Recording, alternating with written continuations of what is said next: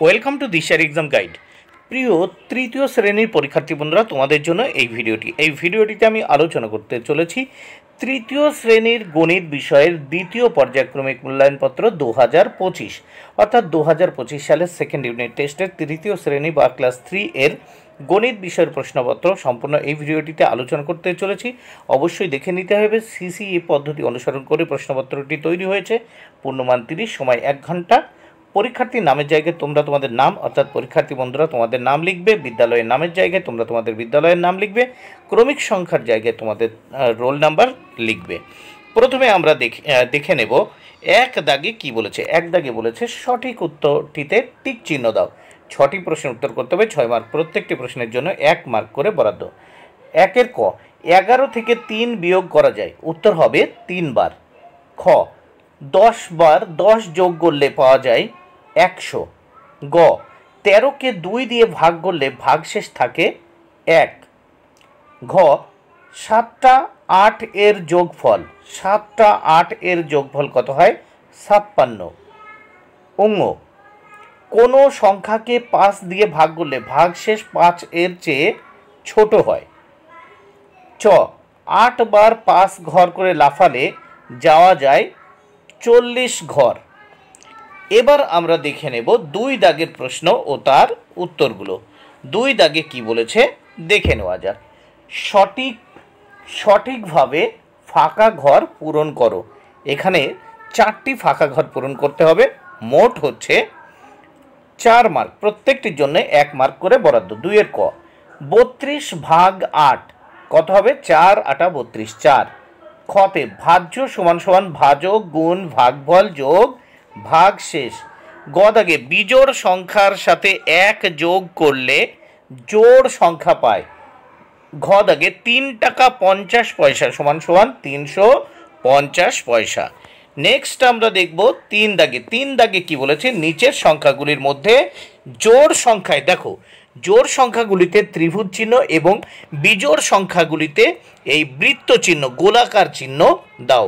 6টি করতে হবে, 6 মার্ক। প্রথমে দেখো 7 বিজোড় সংখ্যা, এই জন্য গোল চিহ্ন দ্বারা আটকেছি। 18 জোড় সংখ্যা ত্রিভুজ চিহ্ন দ্বারা আটকেছি। 30 জোড় সংখ্যা ত্রিভুজ চিহ্ন দিয়ে আটকেছি। 33 বিজোড় সংখ্যা, দেখো এই গোল চিহ্ন দ্বারা আটকেছি। তারপর 53 আছে বিজোড় সংখ্যা গোল চিহ্ন দ্বারা আটকেছি।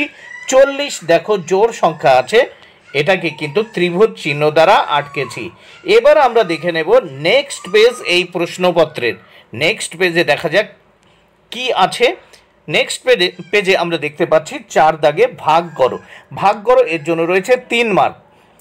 125 ভাগ কত? 5। 125 ভাগ 5, 5 দিয়ে আমরা 125কে ভাগ করব। দেখো প্রথমে কত? 12-র ভিতর 5 কবার যায়?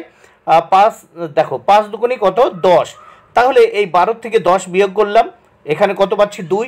এবার এই 5 নিচে নামালাম, 25।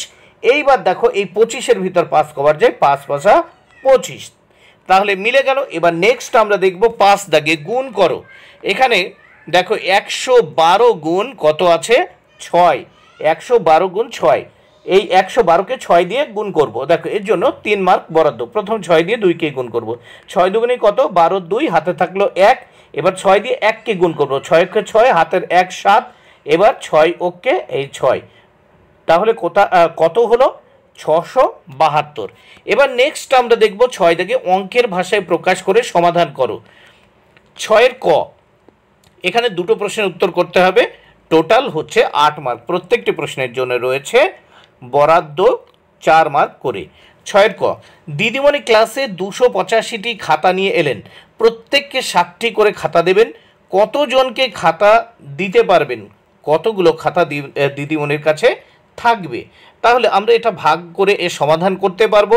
এবার দেখো এই 285কে 7 দিয়ে আমরা ভাগ করব, তাহলে কতজনকে খাতা দেওয়া যাবে সেটা বেরিয়ে যাবে, আর কতগুলো খাতা থাকবে। প্রথম দেখো 285-র ভিতর 28-এর ভিতর আমরা 7 নেব, 7 দিয়ে ভাগ করব। দেখো 4 7টা কত? 28।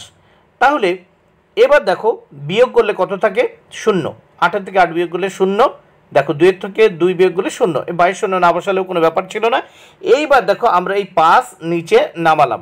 এইবার দেখো এই 5কে আমরা যদি ভাগ করি, কত দিয়ে ভাগ করব? দেখো আমরা 0, দেখো এখানে যেহেতু দেখো 5 রয়েছে, এখানে 28কে বিয়োগ করেছি, এবার 5কে আমরা ভাগ করলে কত পাবো? দেখো যদি একবার দিই তাহলে কিন্তু বেশি হয়ে যাবে 5-এর থেকে 7, তাহলে আমরা 0 বাদ দেব। তাহলে 0 দিয়ে যদি ভাগ করি, 7-এর 0 কত হয়? 0। এবার 5-এর থেকে 0 বিয়োগ করলে কত থাকে? 5। তাহলে উত্তর হচ্ছে কত? 40 উত্তর হচ্ছে। তাহলে খাতাগুলি কতজনকে দেওয়া যাবে? 40 জন। আর অবশিষ্ট খাতা কত থাকবে? 5টি। তাহলে উত্তর এভাবে লিখবে, অতএব দিদিমণি 40 জনকে খাতা দিতে পারবেন এবং 5টি খাতা দিদিমণির কাছে পড়ে থাকবে।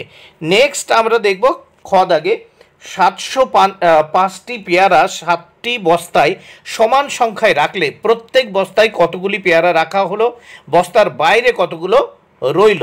এখানে দেখা যাক 705টি পেয়ারা 7টি বস্তায় সমান সংখ্যায় রাখলে প্রত্যেক বস্তায় কতগুলো করে থাকবে। দেখো বস্তার বাইরে কতগুলো থাকবে সেটা আমরা এখান থেকে দেখে নেব। 7 দিয়ে ভাগ করব 705কে। দেখো প্রথম 7-এর ভিতর 7 কতবার যায়? একবার। এইবার দেখো বিয়োগ করলে কত থাকে? 0, 22 শূন্য আমরা এখানে বসালাম না।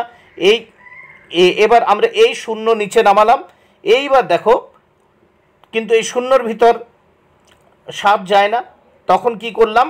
আর একটা 0 এখানে 0 দিলাম। একটা 0 দিয়ে একসাথে দুটো সংখ্যা নামাতে হলে একটা 0 দিতে হয়। তাহলে একটা 0 দিয়ে এই 5কে নামালাম। কিন্তু 5-এর ভিতর যদি আমরা 1 দিয়ে 7 একবার দিলে কিন্তু যায় না, তখন আমরা 0 দিয়ে ভাগ করব, মানে 0 বার যাবে। দেখো 0 দিয়ে তাহলে এই 7কে গুণ করলে কত হয়? 7-এর 0 0। তাহলে 5 এখানে বিয়োগ কত? 0। তাহলে 5-এর থেকে 0 চলে গেলে কত থাকে? 5 থাকে। তাহলে দেখো প্রত্যেক বস্তায় কতগুলো পেয়ারা রাখা হলো। এখানে দেখো প্রত্যেক বস্তায় কিন্তু এই উত্তর হয়েছে 100টি। প্রত্যেক বস্তায় 100টি করে পেয়ারা রাখা হলো, আর বস্তার বাইরে 5টি পেয়ারা রইল। প্রত্যেক বস্তায় কিন্তু উপরে যে 100 উত্তর হয়েছে, ওই 100টি কিন্তু প্রত্যেক বস্তায় পেয়ারা রাখা হলো, আর বস্তার বাইরে রইল এই যে 5টি, নিচে যেটি লিখেছি বস্তার বাইরে 5টি পেয়ারা রইল। তোমরা কিন্তু উপরে এটাও লিখবে যে প্রত্যেকটি বস্তায় 100টি করে পেয়ারা রইল। বন্ধুরা ভিডিওটি ভালো লাগলে অবশ্যই লাইক কমেন্ট শেয়ার করো। Thank you very much. Keep watching my channel and my video.